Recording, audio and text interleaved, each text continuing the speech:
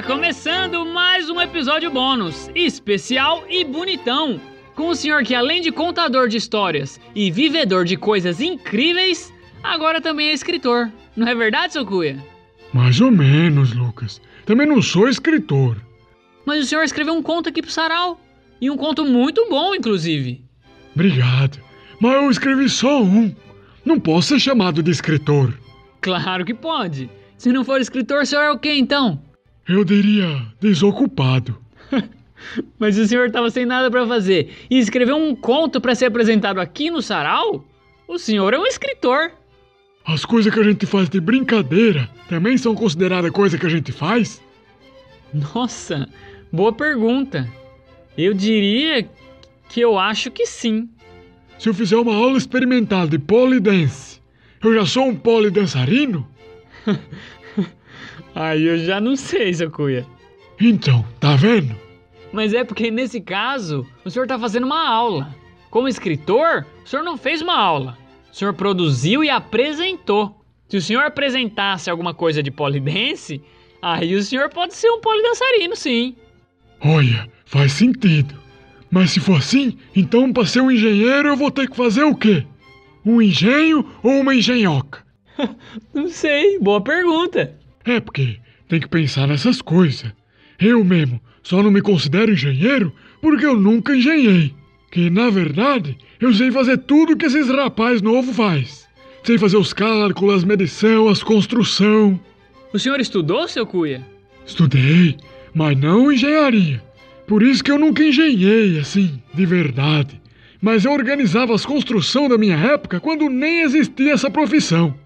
E era as construções de todo tipo que eu pensava. De casa, de estrada, de shopping, de energia.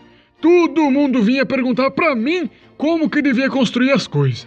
Aí eu ia lá, via qual material que era melhor, qual que era a ideia que ele queria e fazia as contas tudo que precisava pra coisa ficar de pé direitinho. Na época, eles chamavam essa minha profissão de calculador de construção. Porque era isso mesmo que eu fazia. Eu não era construtor porque eu não construía, né? Chegou um tempo lá que eu tinha planejado as construções de quase a cidade inteira. A única coisa que eu não tinha calculado era uma pirâmide bem grande que construíram sem pedir minha ajuda. Eu não fico bravo com essas coisas, não. Eu fico com medo, porque quando for construir aquilo, eu falei que era perigoso fazer daquele jeito, que era melhor fazer assim, assado, mas eles não quiseram me escutar. Foram lá e fizeram de qualquer jeito. Usaram umas pedras muito pequenas para fazer aquilo. Não é assim que se faz. Você já viu uma pirâmide? Já? É, em foto, né? Mas então, você viu que elas são feitas com pedra grande, né? Sim. E você sabe por quê? Pra construir mais rápido? Não. Pode ser também, na verdade. Mas o que eu sei é que se não for pedra grande, ela não vai empilhar uma na outra. Ela esparrama toda no chão. E mesmo se a pessoa que está construindo for muito boa e conseguir equilibrar tudinho, ela não vai ser tão forte quanto uma pirâmide de pedra grande. Eu, que era o calculador de construção da minha cidade, avisei que ia dar errado. Mas eles não quiseram escutar o que eu estava falando. Eles preferiram perguntar pro Astolfo, um calculador de construção estrangeiro, que chegou lá na minha cidade já contando vantagem dos trabalhos dele. Ele tinha vindo de uma cidade famosa na época, muito grande, chamada Atlântida. Ele tinha construído todos os prédios dessa cidade no meio do mar, e ele colocou tudo em cima de um chãozinho biodegradável. Coisa fina, de última geração. Os pessoal da minha cidade quiseram construir a pirâmide do jeito que ele falou, para depois poder contar a vantagem e dizer que foi o mesmo homem que planejou a Atlântida que calculou a construção da pirâmide. Eu tentei falar que não ia dar certo, mas ninguém quis me escutar. Esse Astolfo era cheio de inventar coisa diferente, e a pirâmide dele era de cabeça para baixo. Imagina se ia dar certo! Mas como? Com a ponta para baixo? Pois é.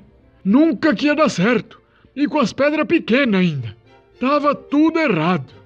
Eu continuei indo lá na construção todo dia para tentar falar com o Astolfo, ver se ele mudava de ideia e começava a construir alguma coisa mais lógica. Porque eu não gosto dessas coisas malucas.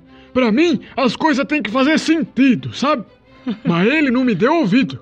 E os pessoal construíram a pirâmide de ponta cabeça.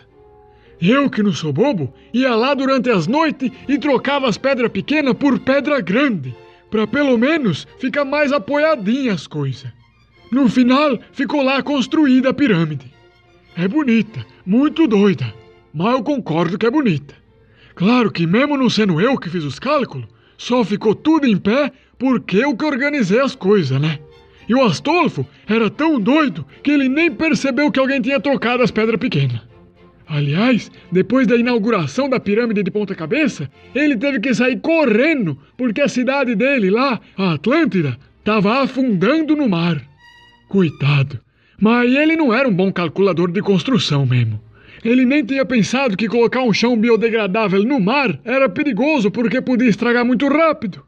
Hoje em dia, a cidade dele é conhecida como Atlântida, a cidade perdida no fundo do mar.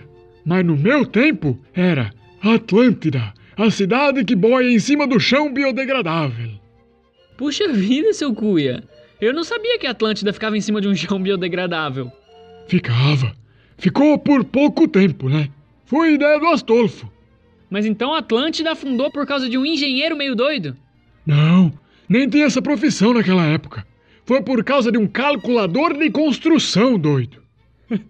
E a pirâmide? Tá lá.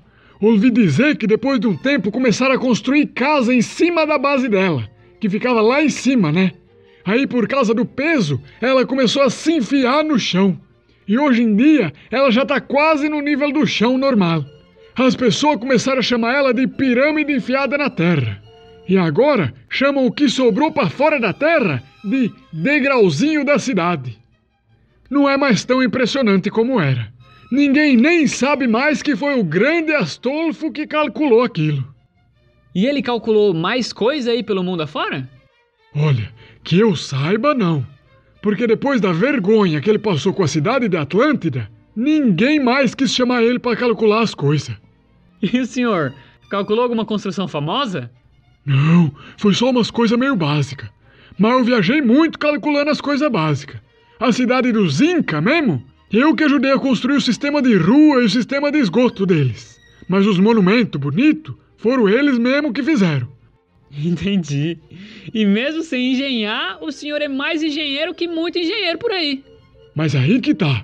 Eu não posso ser considerado engenheiro só porque eu calculei essas coisas. E o que o senhor pode ser considerado, então?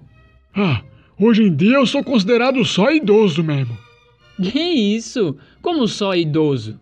O senhor é o idoso que conta a história toda semana aqui no Sarau. Verdade. Agora eu sou isso aí mesmo. E que sempre dá um recado para terminar nossos episódios. Inclusive eu tenho um recado importante para dar para os ouvintes hoje. Pode falar então, seu Cuia.